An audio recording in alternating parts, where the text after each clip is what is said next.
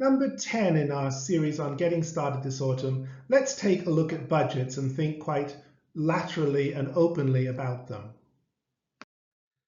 Let's imagine a fictional university, just to get our heads around what's happening, that's going to charge £10,000 a student and where the centre will take 60%. I found this number really hard to get and people are very cagey and it's hard to work out how much is really going to the centre and how much is sort of rerouting itself back there. But I'm going to assume for the sake of argument that 60% is the figure, but that also covers all the non-academic staff costs as well.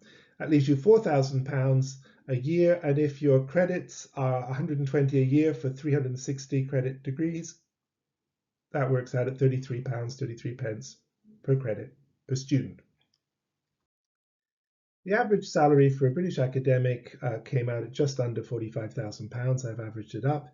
The pension and other direct costs that you pay are about 22%, I think, but they may be rising because of the pension crisis. And that gives you a total cost of an academic on average of just under £55,000 a year. If we assume that there are 200 working days after holidays and other things that academics have to do are taken out, that gives you 7.5 hours times 200, which is about 1,500 hours a year, and that leads to a cost per hour of about £37. If the researchers are teaching and there's a 60-40 balance, then there's 900 hours a year for teaching time. When you put all those numbers together, you can work out that you've got 55 minutes of academic time per credit, per student, per year to deliver all of your undergraduate program. And that's not a number that anybody, when I was an academic, gave to me or discussed with me or argued with me over. I suspect that many universities are working on a number which is practically much lower than that, and I would be suspicious of numbers that were significantly higher than that.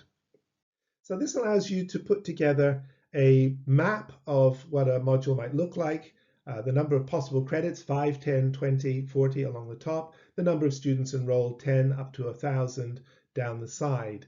And putting those numbers in, you can work out what your absolute ceiling that you cannot break is in terms of full-time equivalent staff to deliver your module.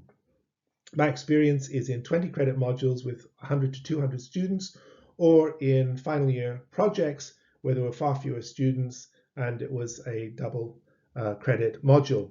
So that's where I've had my experience. And now we're going to try and see what the implications of online blended learning groups will be. Just before we start to visualize what the impact is going to be, we need a model for exams and marking. I've assumed an hour per student for all assessment marking, everything in the module, and 25 hours of 1.5 academics to set and to check all the assessments. I used to write 3 of the exams and we used to go back and forth over the coursework a lot of times. A total of 7.5 hours that goes into board meetings and panels and stuff like that. And I'm assuming 40 hours to set up the study guide and the VLE and stuff, and 2 hours of prep a week. That doesn't include incidental emails and other conversation, meeting with other staff, or admin that keeps coming along, or indeed the whole question of module design. What we now do is to try and map onto this the unaffordable modules. So if you're going for one face-to-face encounter each week in groups of 5, and it's very hard to run effective groups with more than 5 if you're actually going to do real teaching. And so for 5, you can see that the dark red options are wiped out. If you want 2 face-to-face encounters for each student each week, then you find that 5 credit modules are completely unaffordable. And if you want 4, 10 credit modules are completely unaffordable. And that's bad news at one level, but it's also good news because it is pointing us clearly in one direction. But before we move there, let's do something very different. And let's say I want the heart of my educational experience to be a 1-to-2 seminar, 2 students, 1 academic. How affordable is that? And of course, it's not affordable on 5 credit modules, but it is affordable for high credit rated modules and for large numbers of students. And that offers a radically different way of doing things. So what are the key findings that flow from this? Well, first of all, there's got to be big change in the way that modules are set up and the way in which they're designed to run if they're to remain affordable.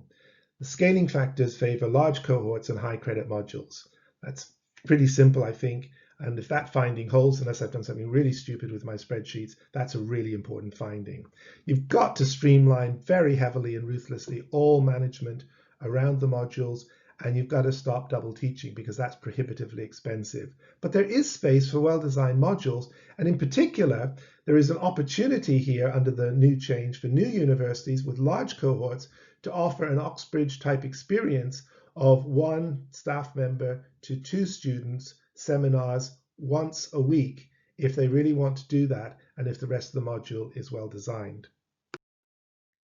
If you'd like to talk some more about this kind of stuff, then here are some of my contact details. I look forward to hearing from you.